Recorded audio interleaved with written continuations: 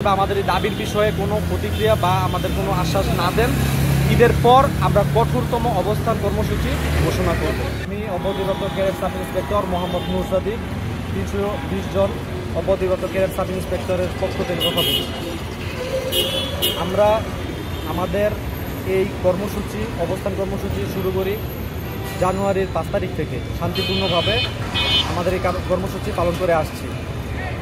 আমরা ডিসিপ্লিন ফোর্সের সদস্য হিসেবে এটা আমাদের দায়বদ্ধতা যে আমরা আমাদের যে দাবি নিয়ে 5ই জানুয়ারি থেকে কার্যক্রম করে আসছি সেটা সুশৃঙ্খলভাবে এবং সম্পূর্ণ শান্তিপূর্ণভাবে। তারই পরিপ্রেক্ষিতে আমরা গত 19 মে আমাদের এই চাকরিতে পুনর্বহালের দাবি নিয়ে মানববন্ধন কর্মসূচি পালন করি হেডকোয়ার্টারের সামনে।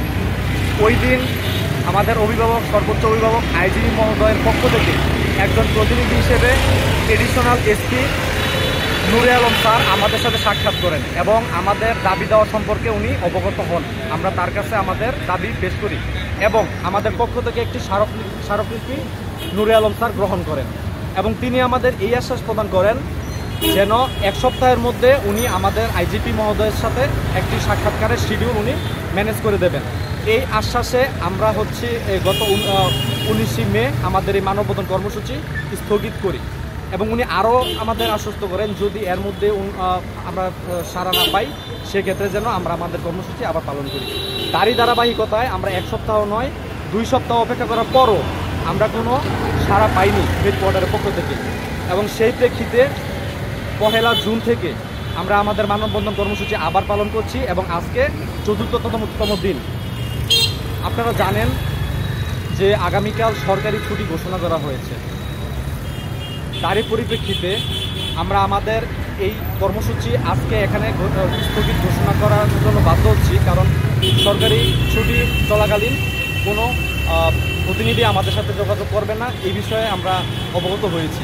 যার কারণে আমরা সিদ্ধান্ত নিয়েছি আমাদের কর্মসূচি আজকে এখানে স্থগিত করব এবং যদি আমাদের এই কর্মসূচি বা আমাদের এই দাবির বিষয়ে কোনো প্রতিক্রিয়া বা আমাদের কোনো আশ্বাস না দেন, ঈদের পর আমরা কঠোরতম অবস্থান কর্মসূচি ঘোষণা করব। এছাড়াও 1 জুন হেডকোয়ার্টারের এডিশনাল এসপি আসাদ স্যার আমাদের জানিয়েছেন যে আমাদের পক্ষ থেকে যে স্মারকলিপি গ্রহণ করা হয়েছিল সেটি একাডেমির আইন শাখার মধ্যে অবস্থান করছে এবং তারা যাচাই বাছাই করছে এবং যাচাই বাছাইয়ের পর তারা আমাদের আইজিপি স্যারের সাথে সাক্ষাৎ করার বিষয়ে তারা অবগত করবে। আমরা সেই আশ্বাসে আছি, আমরা পূর্ণ বিশ্বাস রাখি যে আমাদের সর্বোচ্চ অভিভাবক আইজিপি স্যার আমাদের এই কষ্ট এবং আমাদের সাথে করা অন্যায়ের প্রতিবাদ হিসেবে আমাদের কোনো একটা আশ্বাস দেবেন। সেই আশ্বাস নিয়েই আমরা এখনও আছি এবং থাকব। আর আমাদের কর্মসূচি আজকের মতো এখানেই স্থগিত ঘোষণা করছি। ঈদের পর ইনশাল্লাহ আমরা আবার যদি আমরা সাড়া না পাই আমরা আমাদের এই দাবি নিয়ে পুনরায় হেডকোয়ার্টারের সামনে কঠোর অবস্থান গ্রহণ করব। ধন্যবাদ। Thank you.